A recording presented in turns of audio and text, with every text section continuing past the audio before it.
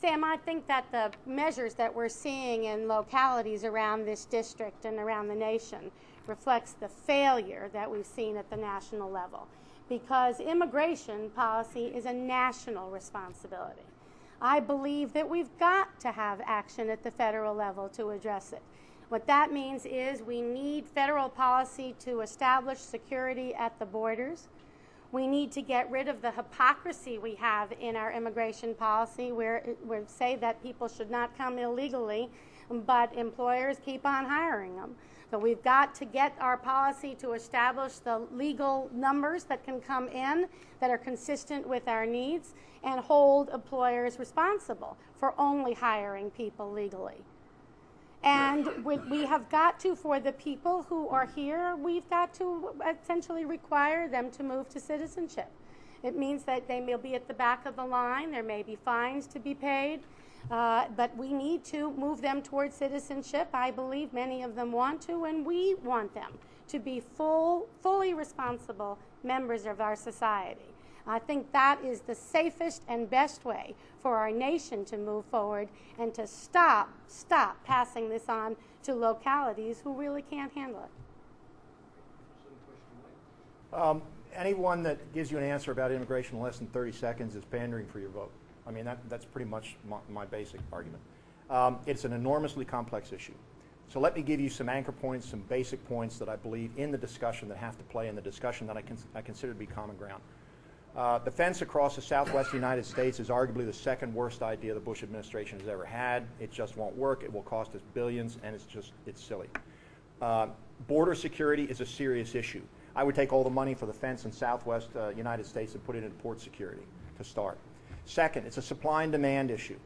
If we're going to dry up the supply, we need to dry up the demand. Go after the employers. But it's not fair to go after the employers without giving them the tools to comply with the law. It's also not fair to invite undocumented aliens into this country and turn a blind eye to them being here for 30 years after the Reagan amnesty program, and then suddenly wake up some Monday and say, oh, now you have to go home. That's unacceptable. It's dispassionate, it's inhumane, it's not fair. At the same time, we have to provide employers with a one-stop shop to go online and determine the citizenship status of the people that they hire.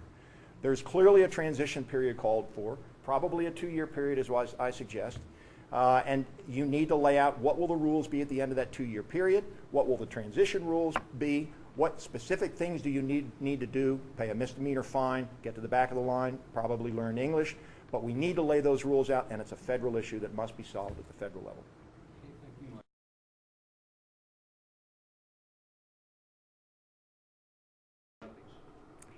Well, I think that we are all concerned about human rights problems all over the world, and I think there are we know there are serious human rights problems in China, not limited to Tibet, but in Tibet.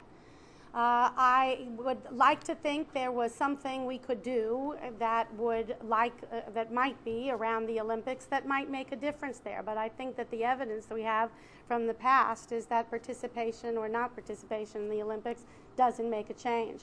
I think that this is the kind of change that we need to make, going back to the discussion we just had, by engaging more with China and with other nations to promote human rights. We are failing there as we are failing in lots of places, and I believe we need new leadership to bring that kind of change. We don't want to boycott the Olympics. This is great. I watch this every day on the news. This is great. Bring all the world's cameras in. Shine a spotlight on one of the most repressive societies on the planet. Don't boycott them. Have all the world leaders go to China and watch how China operates and functions in a civilized world. China bit off way more than it can chew in this process, as many repressive dictatorial regimes do. They live inside a bubble, and they don't understand the parameters and the rules of the game and the paradigms that the free world will apply to them if they let us. Well, they've let us. They fought for these Olympics, and now they're here. Let's shine the bright spotlight of freedom and democracy right squarely in the face of the Chinese leaders. I absolutely would not boycott it. I think this is a real breakthrough, and I think China is going to be very, very surprised with how their society changes at the end of these games. Okay, thank you, Mike.